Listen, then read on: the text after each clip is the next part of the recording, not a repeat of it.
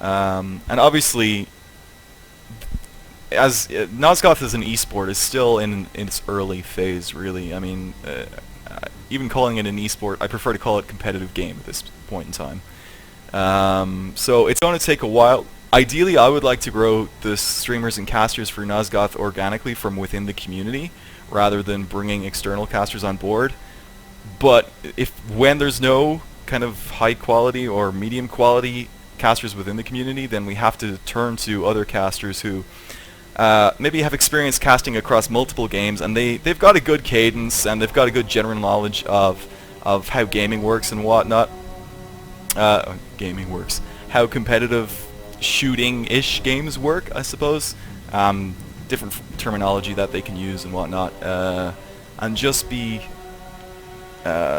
somewhat informative for a brand new player or person who's maybe never played the game before, and just kind of help them to understand the game rather than the actual technical intricacies and strategies of what's being played. So it's more of kind of, I suppose, targeted. That kind of caster is more targeted at newer players than hardcore players who've been playing for close on 2 years at this stage and have developed many strategies and whatnot. So kind of to address those more hardcore players, I'd love to see casters coming up from within the community itself, and maybe giving them more of a spotlight and kind of having them, giving them the stage that they need to kind of do some really cool casting for Nosgoth. That's what I would really like to see long term.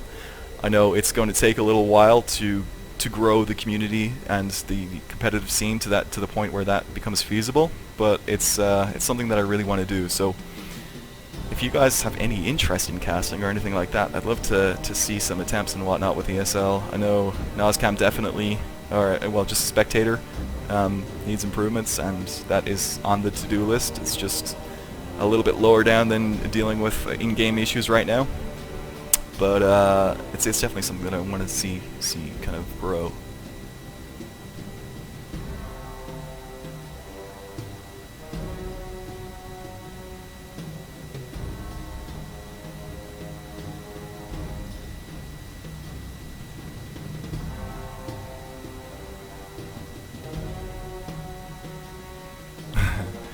Right, so you're saying that that's the only communities that are available are the guys that are too deep to let go. So I do want, I mean, we should be, the size of the community will be growing, I suppose.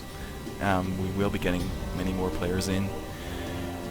As kind of development goes along, and as we reach kind of the point where we move out of early access, because early access, I suppose, is the thing that's keeping the player numbers low at this moment in time. Once we move out of that and start promoting the game a little bit more, we'll definitely get more people on board, and therefore have a higher quality, I suppose, a larger pool to pull casters from, potential casters from.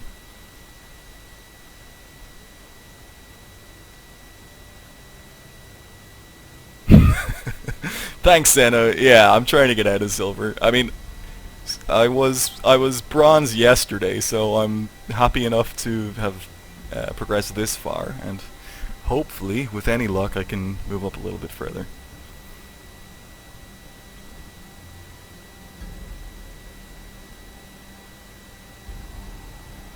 What do I think about the situation with many new games coming out this year, and how will Nosgoth stay relevant?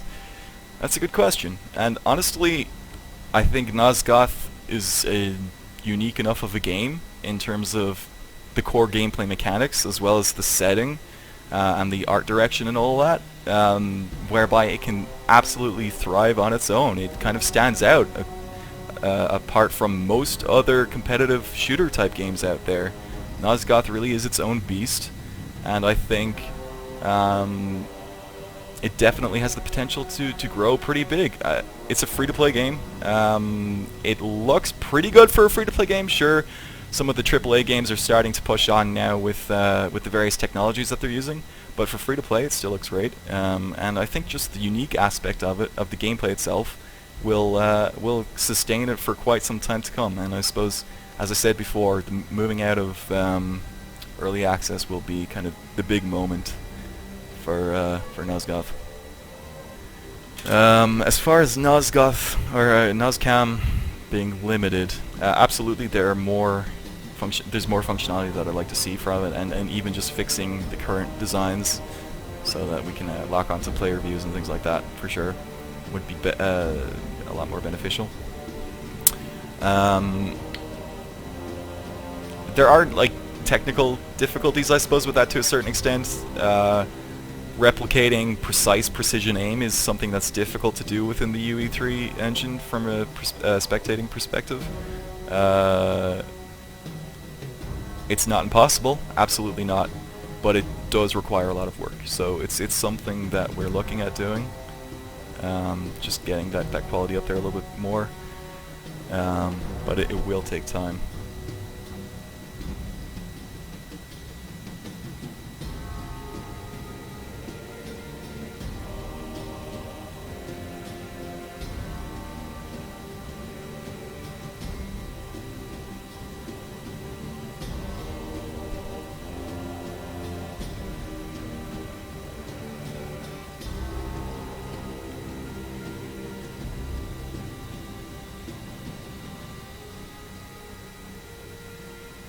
Yeah, you'd want to see more effort for the ESL guys, you're saying. Serve more than 40 viewers a week. Yeah, I mean, that is something that we want to get to. That we want to get kind of the spectator aspect of the game in line. And make it a little bit more reasonable. I'm totally on board with that.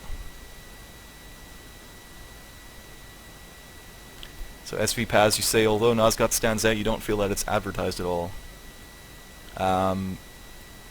That's true to a certain extent. It is being advertised, and we are kind of getting new players on board, but we're not pushing it as hard as we could right now, because we want to get the game into a bit of a better place before we actually kind of, as I said, leave early access and then kind of make a bigger push, a really big push in terms of getting new players on board, and yeah, just getting the overall player base to grow quite considerably. So right now it's kind of a period of making improvements to the game. Like, as I've posted it on the forums, or made points on the forums before, we have, I think, released something like, it's about 5 game updates, whether they're patches or hot fixes.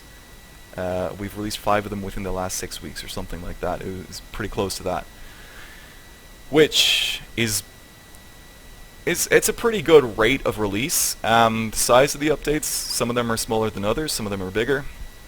Most other games don't release that frequently, and one of the things that I've noticed here since I've jumped on board is that the team is relatively responsive, and we're able to get fixes out much faster than would otherwise be the case. I know that may not seem like it's true to you guys, but the rate of development on like League has been a focus recently. The rate of development of improvements for League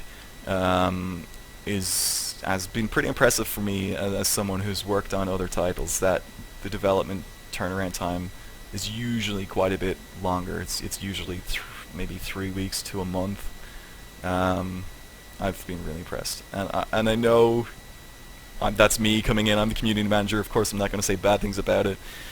Well, I may say bad things about it, but I'm certainly biased. I completely hold my hands up and confirm that. But I do think that we're trying to deal with League in particular, and get that into kind of as stable and as playable as a system as possible. And I think we've made good progress over the last few weeks.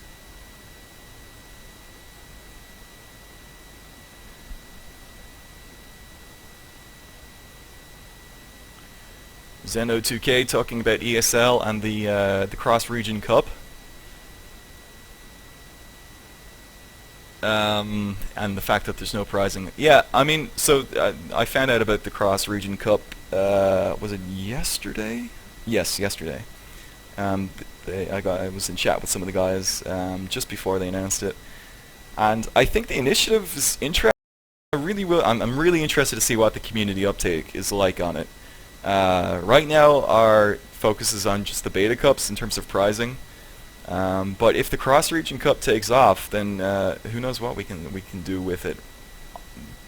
Really, I mean, considering the networking limitations that will be in place for any game when you're doing a cross-region event, it's not going to be the pinnacle of competitive play, right? So it's not going to be a primary focus. But let me just open up the game again. But if we can get something, if it does take off, and if there's a reasonable number of teams playing, and that's the main key point I'd like to emphasize, is the fact that we do have to have a good number of teams playing in order to make kind of investing some prizing into it actually makes sense. There's no point in investing prizing in it if there's 4 teams playing every month. But I, as an initiative, I think it's awesome that ESL are being responsive and kind of working with the community that they have over there to try out new things for Nosgoth. I'm always interested in trying out new things and seeing what might work, what the community wants to do. So yeah, let's just see how the first couple of cups go and see kind of how many teams stick around after maybe the first 2 or 3 weeks, and then we can take a look at perhaps supporting it a little bit more. At the same time, it would be a shame to see teams switching away from the more competitive standard cups that we've been running and move over to that and kind of just dilute the player numbers across the two. The team numbers, I should say, across the two. I do want to try and continue to grow those team numbers on the standard cups. Chief amongst one of the reasons being that I'd like to get the prize pools to grow as well.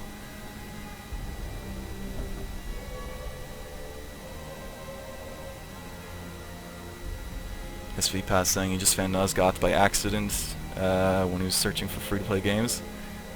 His other friends haven't heard of it before. Yeah, as I said, we haven't been pushing it too heavily, but that is something that we will start to do more, I suppose, as we're happier with the state of the game, and we want to bring it to a larger audience.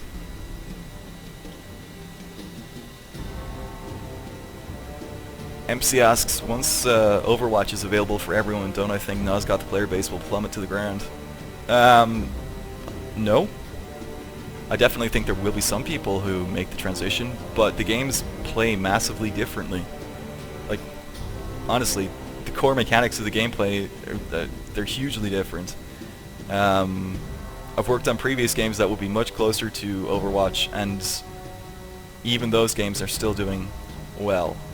Obviously Overwatch isn't fully publicly available yet, but they have their own core communities surrounding them, and they're going strong. And I would anticipate that they will continue to go strong, and it's even less of an issue for Nosgoth. Nosgoth really is quite unique in terms of the gameplay mechanics. And yeah, it's appealing for that very reason. Master Ferb says the big thing that could help with a spectator, I suppose, is having fixed cameras on map points that could be toggled through. Certainly an idea. Technically, I don't know how that would be implemented into the engine. I think that would have to be implemented as additional players, which obviously increasing the player count is going to have a negative effect on performance and whatnot. And I'm not even sure how easy or difficult that would be with the game at this stage. It's something that I can bring up for sure. It would be something that we'd be looking at much later down the line. As I said, we want to try and focus on getting the core gameplay elements even more enjoyable first. But yeah, we can definitely see how that goes. TestTube Gamer asks about the attempt that Nosgoth/devs made a while back to get famous YouTubers to try and spark growth within the community. So obviously I wasn't here back then, but it's pretty standard for, I suppose, YouTubers, and now kind of more and more so these days Twitch streamers, that when a new game comes out, they obviously they want to try and get as many viewers coming to their stream as possible. So if a new game comes out, they'll give it a go, and if they can create some interesting content with it for their viewers, then they'll jump on board. Yeah. You feel like showing off the worst the game has to offer is a terrible idea, says TestTube Gamer. So what you're basically saying is brand new players jumping into the game don't tend to play it very well, and so it doesn't give a proper representation of the game to all their viewers. This is in reference to YouTubers and Twitch streamers and whatnot. And that's fair.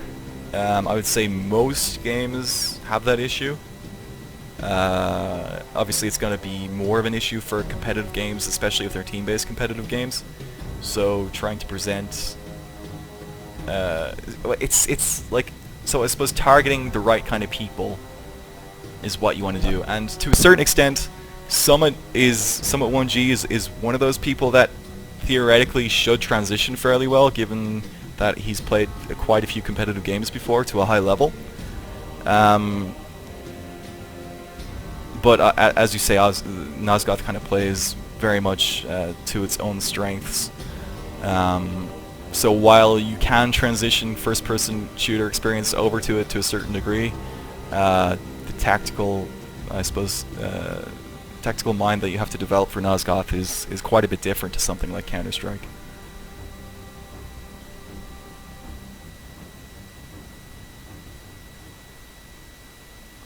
Hey, Cloud, how's it going?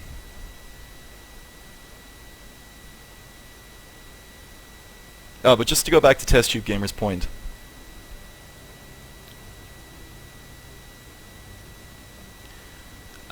In terms of like the new players coming on board, the new YouTubers basically just recording a video with their first few hours of gameplay.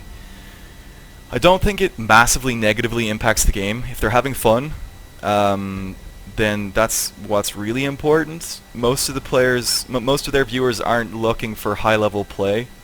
And Nosgoth, even when you're not playing at a high level, especially in the new recruit pool, it's still a lot of fun when you're jumping in straight away and you're just having fun in that particular matchmaking pool. It's the fact that you're not a high-level player isn't the biggest issue in the world. You guys, having not been in that pool for quite a while, are used to playing TDM and then leagues. So you're used to playing with players who know what they're doing, by and large. Obviously, there are going to be plenty of new players jumping into TDM as well, and even leagues to a certain extent. But just because you're used to the players playing that way doesn't mean that basically in the new recruit pool we've got plenty of new players who are just having a blast with the game. They're not playing at a high level by any stretch of the imagination, but they're having fun. And that's kind of one of the important aspects, I suppose, when showing off the game to new players, and even with YouTubers and whatnot. They're just having fun. That's the main aim. Clow asks, what do I think about non-random ranked matchmaking? So, believe it or not, Clow, the matchmaking isn't random at the moment. There is definitely a matchmaking algorithm in place that attempts to get players of a similar skill level together and form a team that has an overall similar skill level on both sides of the coin. So splitting it in half, developing two pools, is just going to split up the player base even further and mean that matchmaking times will take longer and results will be less accurate. So, in terms of doing that, no, I don't think we'll be doing that.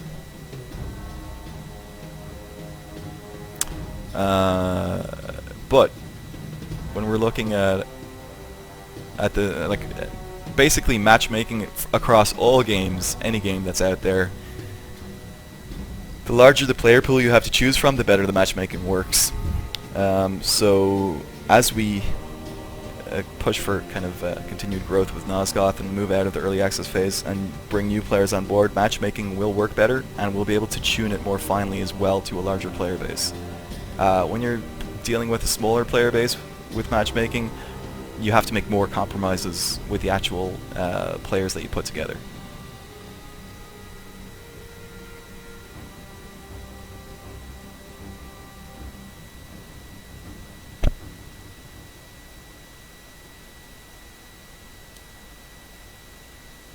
Test Gamer asks, does the office and general atmosphere stay pretty positive considering the game dips to a relatively low number of players? 1K players worldwide is not how low the game dips. Concurrent, yeah, I mean, fair enough, but we've got quite a considerably larger number of players playing. So as I said before, I don't know if you were here when we were discussing it, but basically we're not promoting Nosgoth heavily at the moment.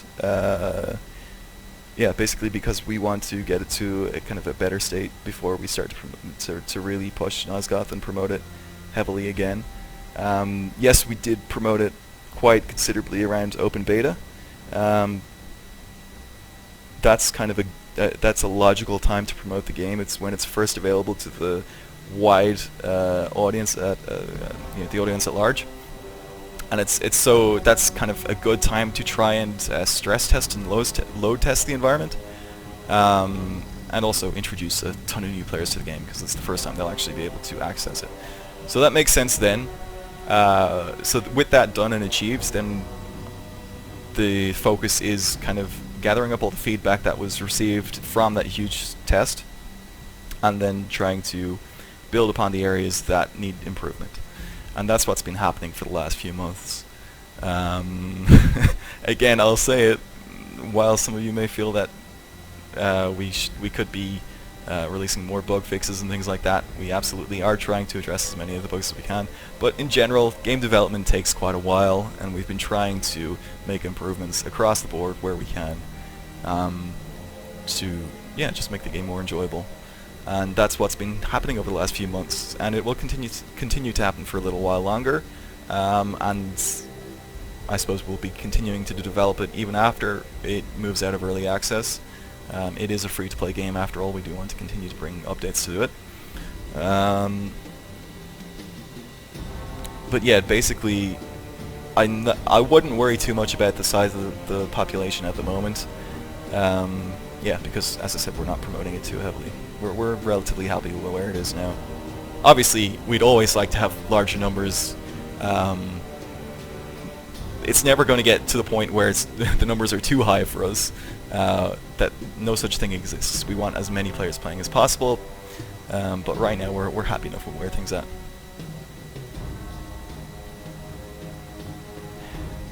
So SV Pass makes the point that imagine showing gameplay from some of the top players to brand new players who've never seen the game before, and that's their first introduction to the game.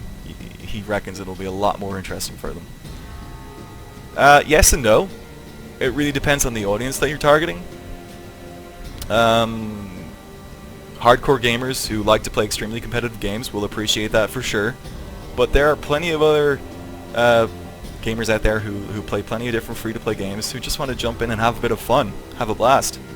And if you're showing off top-tier skill and coordination, that can be slightly intimidating for some of them. I'm not saying that's not a reason to promote that kind of play, but it's not like the be-all and end-all easy answer, because it's something that if you're just a regular player who wants to just jump in and play a game, and you see, oh man, I have to have 3 other friends to play this game, otherwise we're going to lose. That's not kind of the idea that we want to push. And as far as like lower level matchmaking, that you don't need that. Obviously at higher levels, being able to jump in with friends is helpful. But it doesn't work. It doesn't cover all scenarios promoting the game in that manner.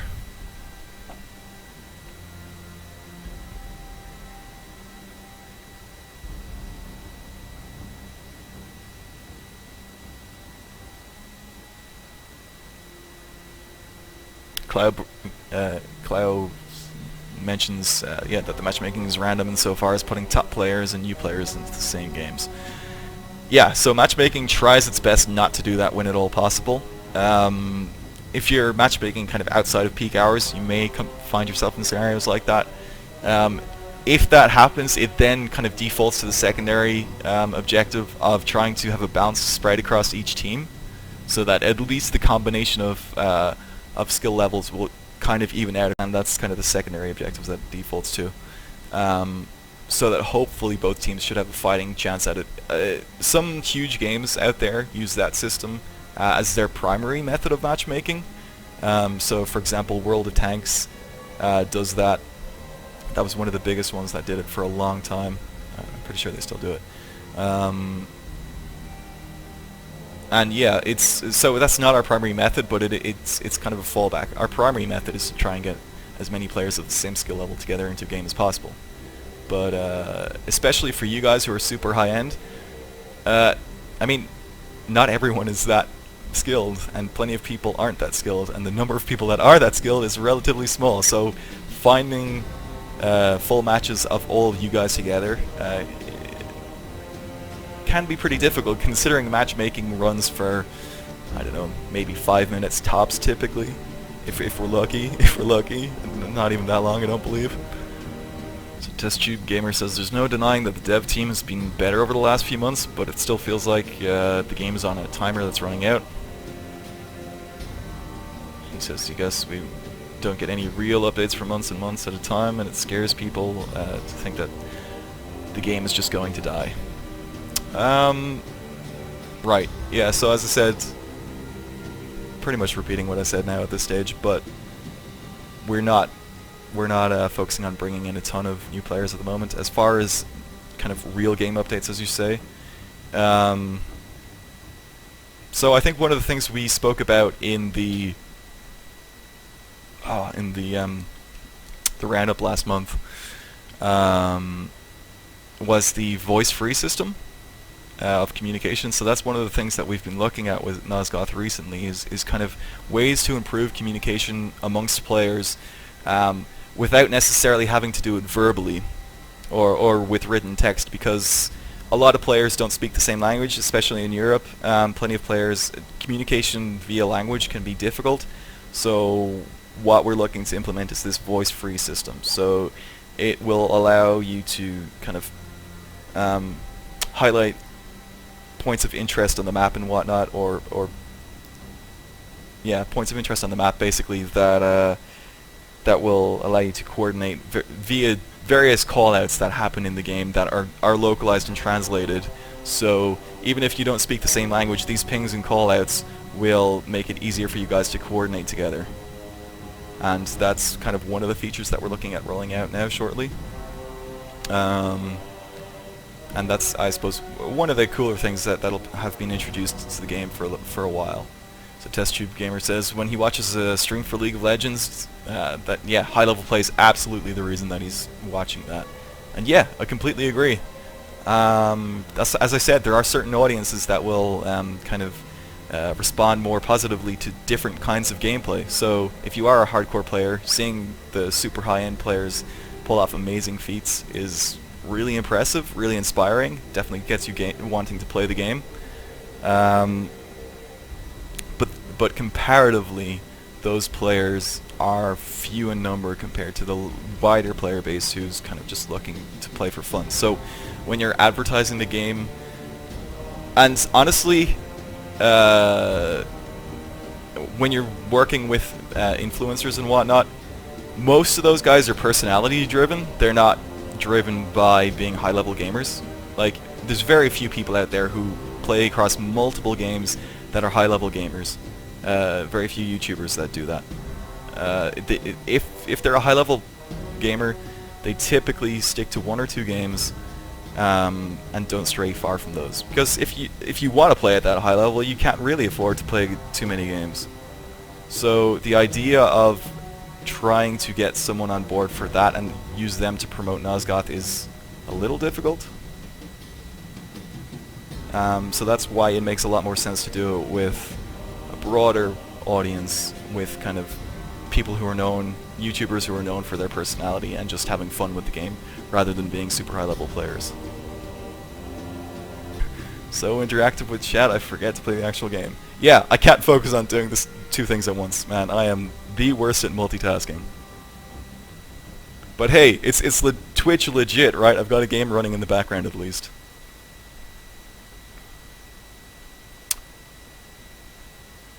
TestTube Gamer says, to put it into perspective, we asked for a ping system about 7-ish months ago. Right.